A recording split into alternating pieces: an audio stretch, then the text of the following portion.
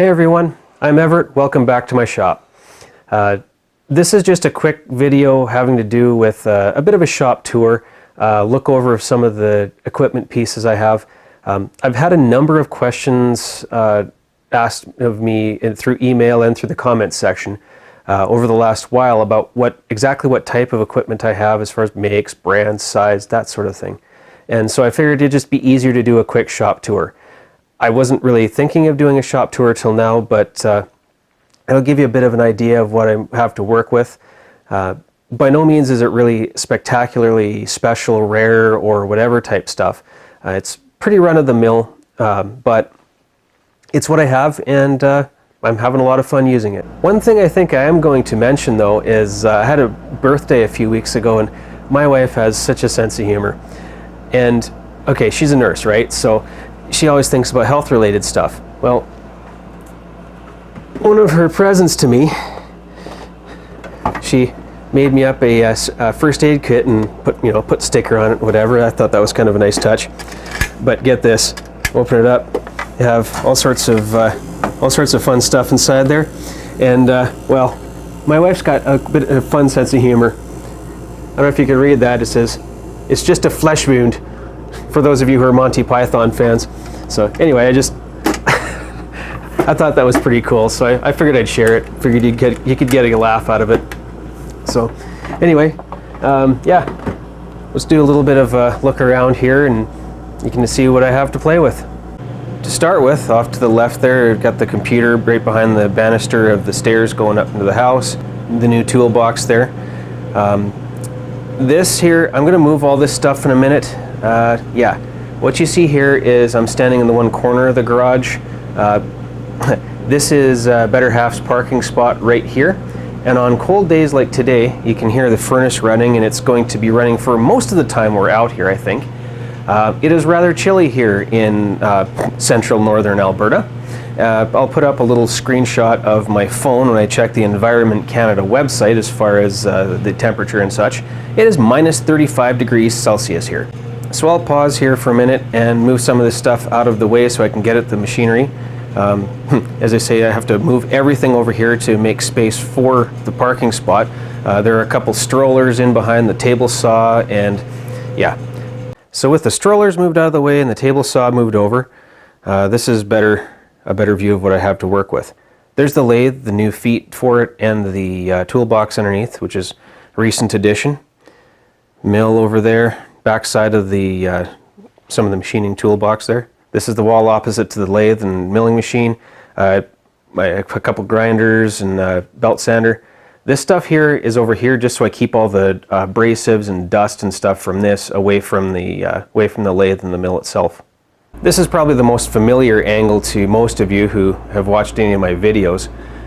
Yeah, that's my old computer. It's about 8 or 9 years old, and so I mean it's fairly slow, but at least it works as a shop computer. It's really handy to have out here, that's for sure. And then right there's the surface plate. Thing is, I realize it's not laboratory grade, but for the price I paid for it, it was actually a pretty good deal. At some point I'll put a stand under it, and I want to make a better cover for it. Right now I'm just using my desk blotter to keep the top surface clean and protected. Yeah, that'll all come down the road in a different project. There's a drill press, 10-inch Ryobi. It's one of the first things I got when I was setting up my shop. It's a nice small drill press. Got it for 50 bucks from a garage sale. My father-in-law found it for me, kind of handy. So that was a good find. Came with the little vise that's on it too, so I figured that was a pretty good deal. Yeah, the lathe and the mill. Over there's a hydraulic press I picked up a while back. I'd like something a little bit bigger at some point, but this is all I can fit in the shop.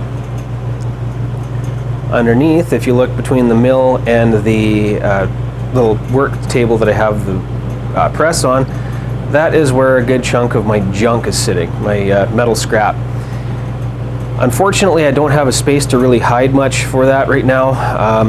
Down the road, better storage is part of the plan that I'm kind of hoping for. And then there we go, and there's the bandsaw. I keep it tarped to try to keep the shavings from the mill and stuff out of it. It's being suggested to me to put the bandsaw on a taller stand so I don't have to bend over. Right now, I mean, I'm only in my early 40s. I can bend over, that's okay. Maybe when I get older, I'll put the stand underneath it. It's just I don't have space for it to be freestanding. And the way it's sitting right now, I can still slide it partly under a bench, so that's why I did that. Now, here's the front side of the toolbox. Over there's the welding table I made. Actually, I got a better view over here. Now, when I first got the welder, it's a Lincoln Square Wave TIG 200. I didn't have a welding table. So that top there I actually got out of a scrap metal bin. The square tubing came from a project that I never did make when I still had my little hobby farm.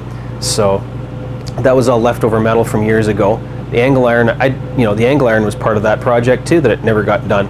So I only had to buy a few things. The wheels came off of a junked pressure washer. I had to buy a set of casters and a couple small pieces of steel, but apart from that, all of that came out of scrap.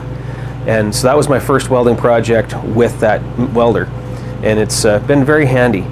Again, anything that's not against a wall has to be on wheels in here so I can move it, just so I can use the space for other things besides machining. Like I say, on days like today, there's no way that my better half should be outside scraping a vehicle at minus 35 to head to work. That's just wrong.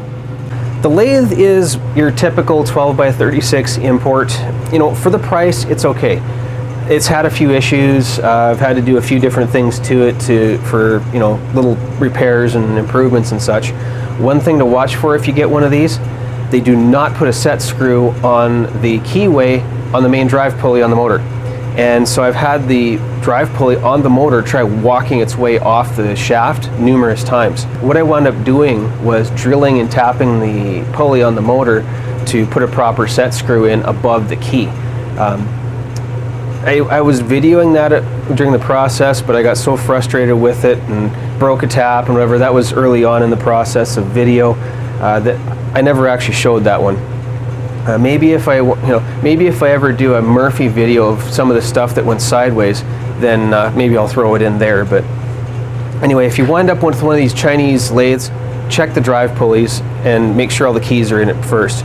Otherwise, for the most part, I mean, yeah, for the price, I'm happy enough with it. Of course, we would all love bigger lathes and bigger mills and such, whatever, but I'm content just to have what I have for the moment. One of the biggest reasons I wanted a 12 by 36 instead of a 10 by 24 is it's got a separate lead screw from the power feed. So that helps to lessen the wear on the lead screw. So it's got the quick change gearbox. I like that. I don't have to change gears to do different threads and such. Quick change tool post. It came with this piston style. I would have preferred a wedge style. As you may have seen in some of my videos where things kind of went sideways trying to part, this one here has a lot of flex in it compared to a wedge style. That's why I made the turret tool post for parting. So it has a speed range of 60 RPM up to 1500.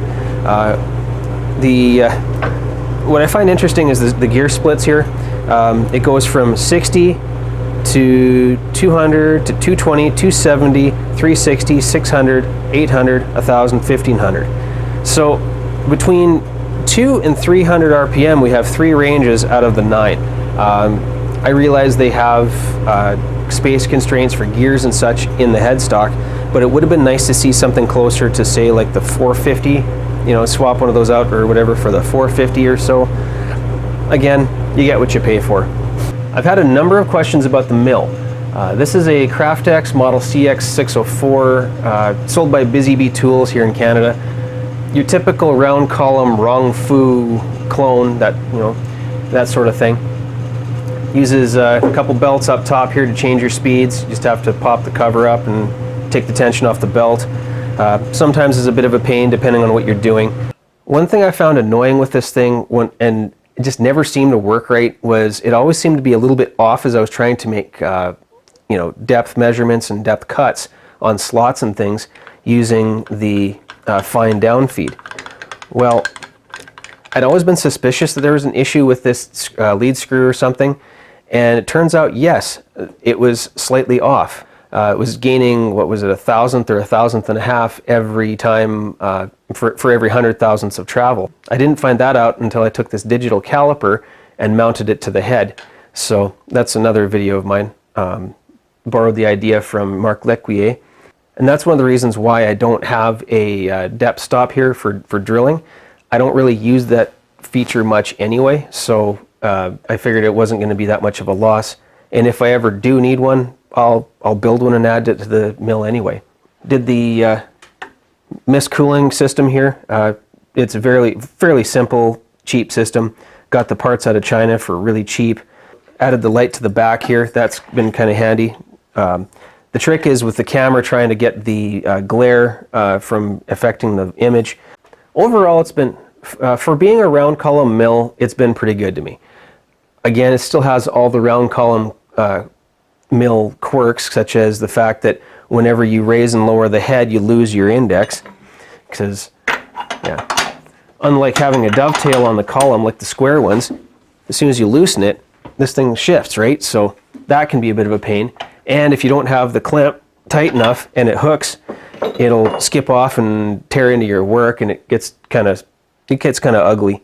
One thing I will mention, I don't want to make it sound as though I'm too angry or whatever with the company or with the store or whatever. I had to special order it in, which is fine.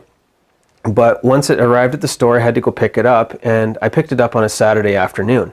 They loaded it on the truck, and it was great. Got home, unloaded it off the truck, and started looking through the box and through the packaging. The knobs for these handles here, for the for the quill, the knobs were missing. It never did come with knobs. Not a big deal. I got it set up, went in Monday afterward, and had a chat with the sales rep, and they didn't seem all that interested in helping me out with new knobs. So that wasn't the greatest, but I mean, otherwise the guys at the store have been really good. The thing is that the threads are actually 1/2 12 Whitworth, so I have a 1/2 12 Whitworth tap. I'm going to make some knobs for it down the road. I just haven't gotten to it. It's one of those things where it functions, it does what it mostly needs to do, you just use it, right? So I'll get to it. But other than that, overall it's been fairly decent. One thing I'd like to do is, I noticed on Harold's channel and his Grizzly that he has a reversing feature on his. I haven't dug into the motor wiring system yet to see how these motors are wired on the Craftex versus the Grizzlies, but it would be nice to make a reversing function on this unit as well. Again, down the road, haven't gotten into it, we'll see. But otherwise, it's been a pretty good machine. Truthfully, would I like a Bridgeport? Oh yeah, I'd love a Bridgeport or a Bridgeport clone. I should be able to have enough space here to shoehorn one in, otherwise I'd make space. If I could get one, I'll make space. But for now, I'm just thankful to have something to work with. I hadn't really planned on doing a quick nickel tour of the shop, but I had a few questions about a couple of the pieces of equipment and some comments, so I figured it would just be easier to do a quick rundown of what I have for equipment. It's really nothing spectacular. They're very plain Jane import machines. It's not like it's not like I'm running some rare European super precision lathe or some really piece of cool old American iron. It's it's stuff I picked up from the shops that get stuff out of the Far East. Anybody who loves to play and build stuff will tell you any machine's better than no machine. So, as I say, I am thankful to have them. For the person who has a small place to work in and a budget that doesn't involve the tens of thousands of dollars, yeah, this stuff works. It's you can still do a fair amount of fun work on it. So hopefully that's answered a few of your questions. Those of you who've sent in questions, comments and such about the machinery. If you have any other questions, toss them in on the comments. I'll answer them as best I can. So yeah, no building anything this time. Again, it's just sort of an overview of my little environment here to work in. Again, as time goes on, I'm hoping to still build it and get more equipment, and as far as what I can fit in here, that's for sure. But it's one of those things where it's always a work in progress, but it seems like everybody's shop is always a work in progress. You look at some guys who have been at this for decades, they're still doing collection and new equipment and upgrades on things. So thanks to everybody for watching, thanks for subscribing, Thanks for all the comments and the likes and for the emails. It's really fun getting to know everybody. So thanks for watching, thanks for subscribing, and I'll see you next time.